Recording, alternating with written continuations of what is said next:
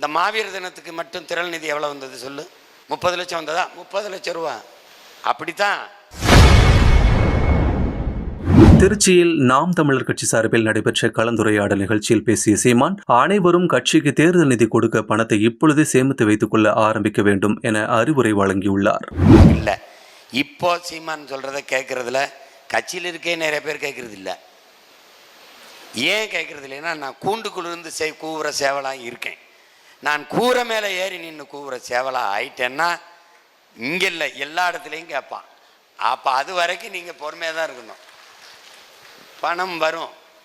தாளாளர்கள், தன்மானமிக்க இனமானமிக்க தாளாளர்கள், இந்த பிள்ளைங்க கஷ்டப்படுறாங்க, அவங்களுக்கு ஏதாவது கொடுப்போம்னு காசு கொடுக்குற தாளாளர்கள், தமிழ் இன மக்கள் வருவார்கள். அதுவரை நீங்கள் வேலை செஞ்சுக்கிட்டே இருக்கணும். காசு இல்லை காசு இல்லைன்னு சுதந்திராதீங்க. இங்கே பாருங்கள், வெள்ளத்தில் பாதிக்கப்பட்டவர்களுக்கு 1 கோடி 1.5 கோடிக்கிட்ட நம்ம உதவி இருப்போமா? 1.5 கோடிக்கு உதவணும். காசு ஏது? 1000, 100, 500 நம்ம மக்கள் கொடுத்த திரள் நிதி தான். இப்போ இந்த மாவீர தினத்துக்கு மட்டும் திரள் நிதி எவ்வளோ வந்தது சொல்லு? 30 லட்சம் வந்ததா? 30 லட்சம் ரூபா.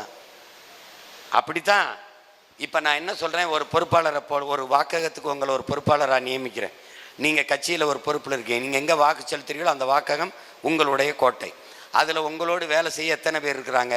50 பேர். 50 பேருக்கு 2026 தேர்தல் நேரத்தில் உங்களோடு களத்தில் அந்த வாக்ககத்தில் நிற்கிற பிள்ளைக்கு சாப்பாடு போடுகிறது, தேநீர் வாங்கி கொடுக்கறது, அந்த செலவு உங்களுடைய பொறுப்பு என்று இந்த ஜனவரி 1 அடுத்த ஜனவரி 1 வரை ஒரு நாளைக்கு 100 ரூபா உண்டியலில் போடுவீங்களோ 50 தேர்தல் நிதி அப்படின்னு சேமித்து நீங்கள் வச்சுக்கிற வேண்டியது உங்கள் பொறுப்பு. இதுதான் நிதியை நம்ம திரட்டுறதுக்கு வழி, வேறு வழி கிடையாது. செய்திகளை உள்ளது உள்ளபடி தெரிந்து கொள்ள ரெஃப்ளெக்ட் நியூஸை சப்ஸ்கிரைப் பண்ணுங்க.